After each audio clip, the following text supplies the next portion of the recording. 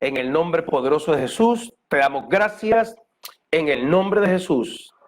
Amén y amén. Bueno, le damos gracias a Dios por los hermanos que se están conectando. Entonces vamos a compartir la palabra de Dios. Vamos a compartir la palabra de Dios. Vamos a seguir esa serie que hemos traído sobre el libro de Mateo. En el libro de Mateo, que hoy nos toca compartir el capítulo 3, 13 al 17. En esa serie expositiva. Y hoy nos toca el capítulo 3, versículo 13 al 17 de Mateo, que corresponde al bautismo del Señor Jesús. Hemos estudiado hasta hoy el nacimiento, la genealogía de Jesús, la visita de los magos, la matanza de los niños, cómo Juan el Bautista preparó el camino, y hoy nos toca compartir sobre el bautismo, sí, sobre el bautismo de Jesús. En este capítulo comienza la vida pública del Señor Jesucristo. Y la aparición de Juan predicando es un momento de importancia primordial. Y que destacan los 4 evangelios. Los 4 evangelios hablan de esta verdad. Lucas habla de Juan, es decir, habla de esta verdad, de cómo Juan prepara la llegada del Señor Jesús. Lucas pone a Juan como morando en el desierto o en los desiertos hasta el día de su manifestación en Israel. Lo puede leer en Lucas 1 en adelante. Y el sitio que tuvo lugar el bautismo de Cristo es en la ribera occidental del Jordán, en la ribera occidental del río Jordán, que corresponde hoy a un lugar que se señala cerca de Jericó. Allí, en la sencillez y la moderación propia de personas austeras que viven para lo que es, allí estaba, en la rigurosidad y el cumplimiento de las normas morales, en una vida de penitencia para su misión sobrenatural. Se preparó hasta que pudo comprender que el momento de su actuación había llegado.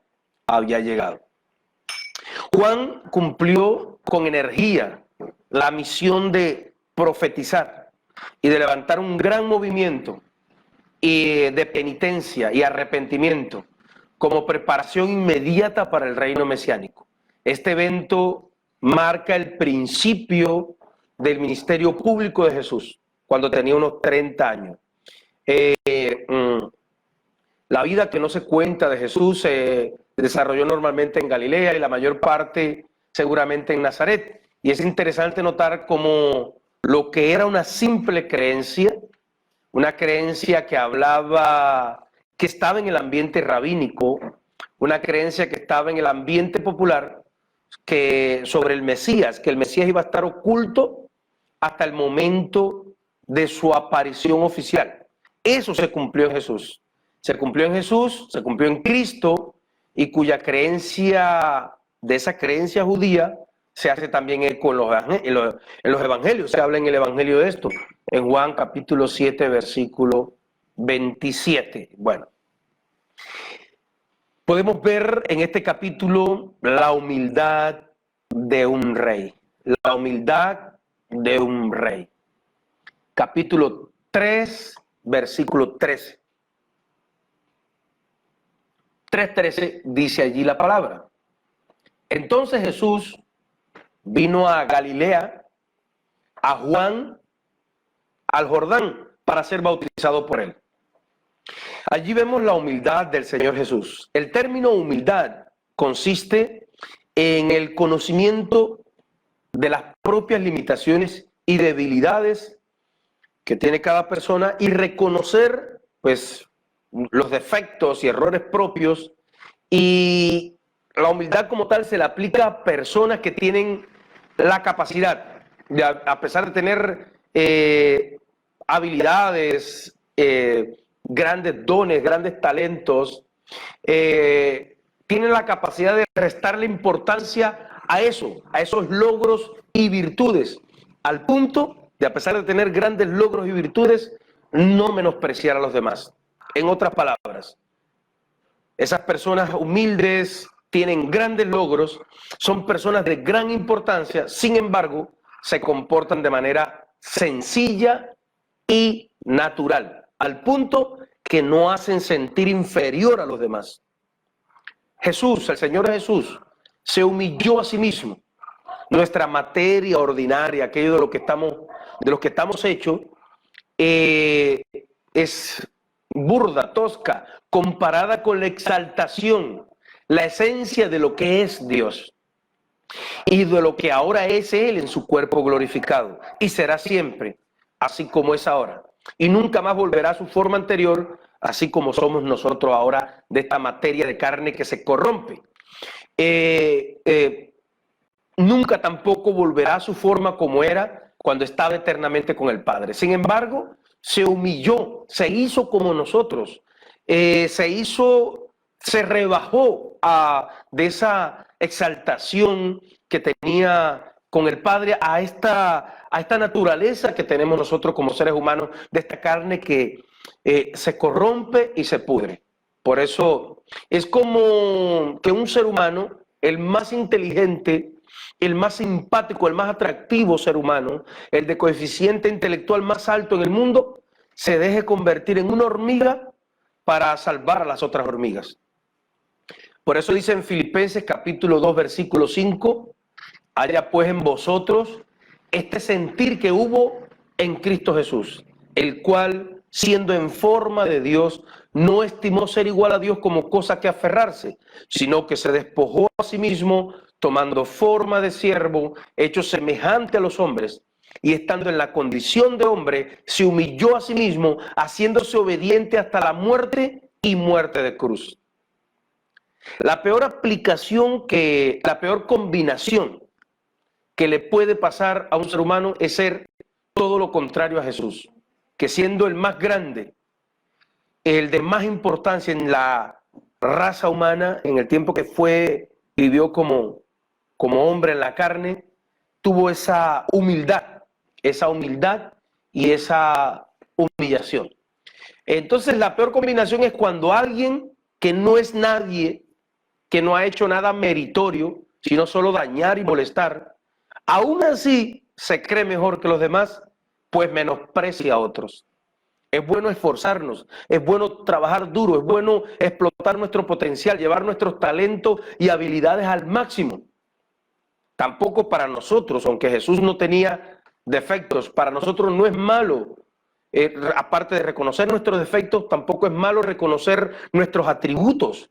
Es bueno reconocer qué hacemos bien, qué sabemos hacer bien, cuáles talentos, cuáles dones tenemos. Pero aún después de esto, de saber y reconocer nuestros talentos naturales, nuestras habilidades naturales y desarrollarlas lo más que podamos, seguir siendo los mismos con los demás. ¿Alimentamos nuestro ego o somos humildes?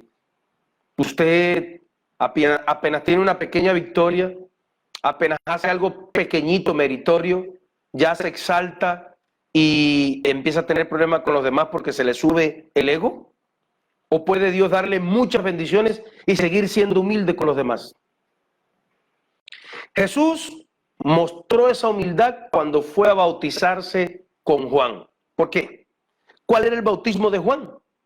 ¿Para qué bautizaba Juan? Dice la Biblia que Juan mismo dijo en Juan 3:11, yo a la verdad os bautizo en agua para arrepentimiento. Cita este versículo también el evangelista. Juan bautizaba para arrepentimiento.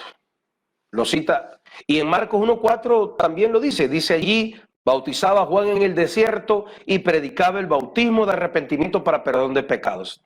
Y en Hechos 19:4 también lo dice en el libro de Hechos. Dijo Pablo, Juan bautizó con bautismo de arrepentimiento, diciendo al pueblo que creyesen en aquel que vendría después de él, esto es, en Cristo Jesús. Bueno, es muchas las fuentes que dicen que Juan bautizó para arrepentimiento. Entonces esto nos muestra la gran humildad del Señor Jesús. ¿Por qué? Podemos preguntarnos, hacernos esta pregunta. Si el bautismo de Juan era para arrepentimiento, entonces ¿de qué tenía que arrepentirse el Señor Jesús, el Mesías, el Cristo, si Él era y es perfecto? ¿De qué se arrepintió? Bueno, antes de explicar esta verdad tan bonita y profunda, queremos ver también destacar la humildad de Juan como discípulo. Juan capítulo 13, versículo 14 dice: mas Juan se le oponía diciendo: yo necesito ser bautizado por ti, le dijo Juan a Jesús, ¿y tú vienes a mí? Es decir, humildad, sujeción. Mire, que Juan era mayor de edad que Jesús. Juan podía reclamar que era mayor. Eso era muy importante en la cultura hebrea. Los mayores tenían es decir, tenían la primacía, tenían la superioridad, tenían la primogenitura, tenían el primer lugar. Juan podía reclamar eso. Sin embargo, también podía reclamar que había comenzado el ministerio primero que Jesús. Sin embargo, Juan reconoció la superioridad de Jesús y reconoció la alta santidad de Jesús. Por eso decía que no era digno ni siquiera llevar las sandalias o desatar las sandalias que él traía puestas. Entonces, podemos hacernos esta pregunta sencilla. ¿Somos humildes? ¿Somos sujetos a nuestras autoridades? ¿O somos rebeldes al consejo de nuestras autoridades espirituales? ¿Es usted humilde, aunque haga grandes cosas para Dios y para la iglesia? Aunque sea importante su colaboración, ¿es humilde y sigue siendo el mismo y no menosprecia a los demás? ¿Está sujeto a sus autoridades a pesar de tener dones y habilidades o de hacer grandes cosas? ¿Es sujeto a usted? ¿Usted se sujeta como hombre de Dios, como mujer de Dios, como creyente, como cristiano, a sus autoridades espirituales? ¿Reconoce la mano de Dios, la voz de Dios a sus autoridades eclesiásticas espirituales? Con el bautismo de Jesús quedó preparado el bautismo cristiano. Cuando Juan bautizó a Jesús, dejó preparado el bautismo cristiano que fue directamente instituido por el Señor Jesús y lo impuso como ley universal el día de su ascensión. Cuando dijo en Mateo 28, 19, por tanto, id y haced discípulos a todas las naciones, bautizándolos en el nombre del Padre, del Hijo y del Espíritu Santo. El Señor Jesús deseó ser bautizado para proclamar con su humildad lo que para nosotros era una necesidad. En otras palabras, es decir, si Él se bautizó para arrepentimiento, siendo perfecto, ¿cuánto más nosotros? ¿Cuánto más usted necesita bautizarse? ¿Cuánto más yo? Aproveche, si usted no se ha bautizado, antes de, es decir, cuando acabe todo este aislamiento, bautizarse, porque si el ladrón de la cruz no tuvo tiempo de bautizarse, el Señor lo recibió en la eternidad porque no tuvo el tiempo. Pero si usted tuvo el tiempo y no lo hizo por pereza, apatía, porque fue dejándolo, entonces el Señor le puede pedir cuentas. Bueno, el bautismo en agua es una manifestación pública de que alguien quiere ser discípulo de Jesucristo, del Señor Jesús, del Mesías. Esto es llevado a cabo por la iglesia por mandato del Señor, de Jesús.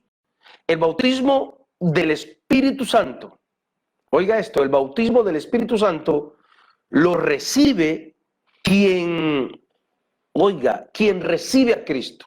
El que es bautizado en Cristo, también el Señor lo bautiza en el Espíritu Santo, como pasó en este pasaje. Vimos la humildad del rey, la humildad del discípulo, pero ahora vamos a ir al secreto de por qué esa humildad del rey. Aquí se ve la grandeza de nuestro rey. No solo él se bautizó para mostrarnos que si él perfecto se bautizó, él lo escogió, lo deseó bautizarse para arrepentimiento, cuanto más para nosotros es una necesidad. Pero ahora va a haber el misterio, la verdad, la bendición oculta en este bautismo de Jesús. En el capítulo 3, versículo 15, Jesús le respondió a Juan cuando le dijo, acá leímos ahorita, Juan le dijo, se oponía diciendo, yo necesito ser bautizado por ti y tú vienes a mí. Pero el Señor le dijo, el Señor Jesús le respondió, 3:15, deja ahora porque así conviene que cumplamos toda justicia. Y entonces le dejó. Oiga esto, Jesús le habló de una justicia. Y le dijo, deja así, bautízame para que podamos cumplir toda justicia. El bautismo de Cristo por Juan, hecho por Juan, entraña un profundo misterio y en los tres sinópticos se habla del bautismo de Juan con matices especiales. En uno dice, se confesaban los pecados. Marcos 1:5 dice que cuando iba a bautizar Juan, la persona confesaba los pecados. Entonces usted dirá, ¿qué hizo Jesús cuando llegó a la parte de confesar los pecados? Porque él no tenía pecado. Marcos 1:5 dice, hablando del bautismo de Juan, y salían a él, a Juan, toda la provincia de Judea y todos los de Jerusalén, y eran bautizados por él, es decir, por Juan, confesando sus pecados. Lo puede verificar en Marcos 1:5. Entonces, yo me imagino que cuando llegó el momento de confesar los pecados, cuando llegó esa parte en la cual Juan hacía pasar a todos, cuando Juan llegó a esa parte, es que seguramente surge este diálogo, donde Juan le dice, pero tú vienes a mí a bautizarte. Es decir, Juan llegaba, entraban tal vez al agua, me estoy imaginando, la persona le confesaba los pecados y Juan lo bautizaba para arrepentimiento de los pecados. Cuando llegó a la parte esta, Juan reacciona, este es el santo de los santos, no tiene pecado, y le dice, pero tú, yo necesito ser bautizado por ti, yo necesito confesarte mis pecados a ti, y tú vienes a mí. Y entonces Juan le dice, deja así para que se cumpla, Jesús le dice a Juan, para que se cumpla toda justicia. La explicación del diálogo, la explicación del misterio es que es para que se cumpla toda justicia. ¿Cuál era esa justicia? ¿Cuál era la justicia que Jesús quería que se cumpliera? Bueno, rememoramos, dijimos que el bautismo de Juan era para arrepentimiento.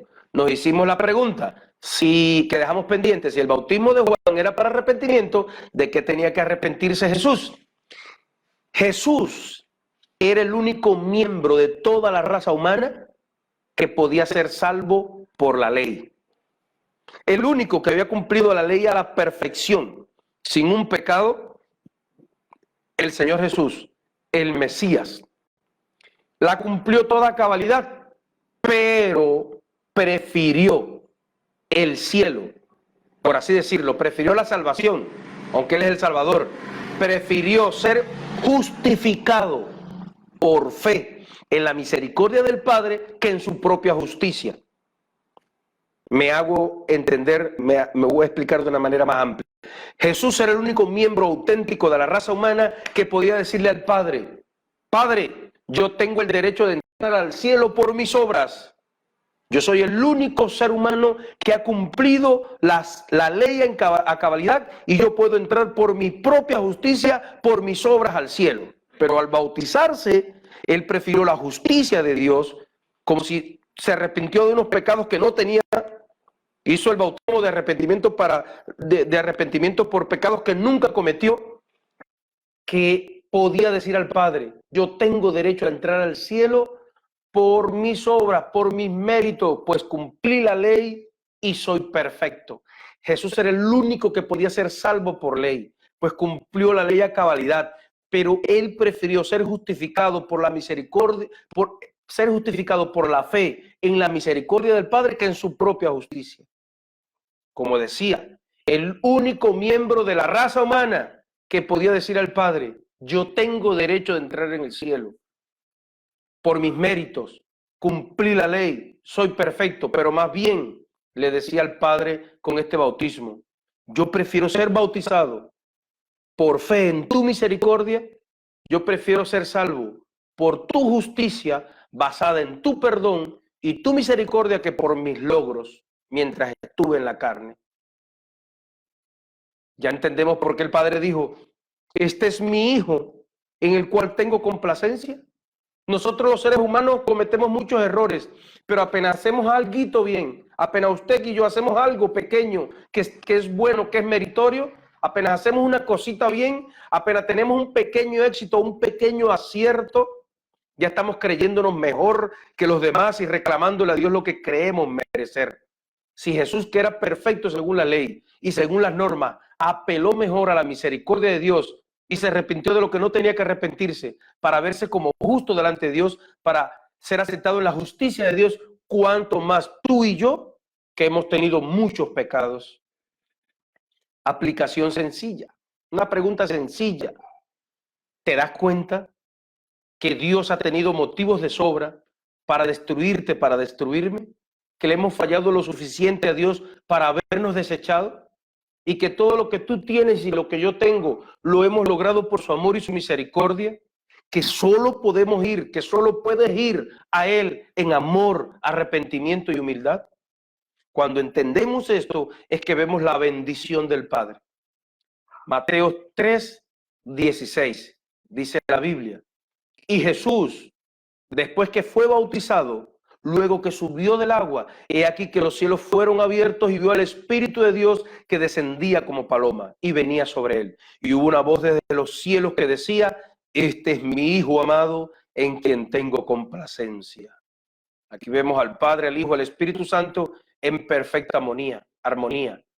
Todo acto de humildad y obediencia delante de Dios va a ser aprobado y va a ser recompensado. Lo podemos mencionar desde Deuteronomio 28:15. Y va a venir sobre esa persona humilde y obediente el Espíritu Santo de Dios. El elogio y la aceptación del Padre Celestial es para el que es humilde y obediente. ¿Podrá decir Dios lo mismo de nosotros? ¿Podrá decir Dios lo mismo de ti? ¿Podrá decir de ti ahora y cuando llegues a su presencia? ¿Podrá decir Dios de ti, este es mi Hijo amado, en el cual tengo complacencia, con el cual se alegra mi corazón, en el cual tengo contentamiento? Amén. Señor, te damos gracias por tu inmenso amor, por tu misericordia, por tu bondad, porque tú eres bueno, grande, poderoso. Te pido por cada persona que está escuchando tu palabra. Te pido un milagro poderoso para cada familia. Te pido en el nombre de Jesús que la paz del Espíritu Santo inunde cada hogar cristiano.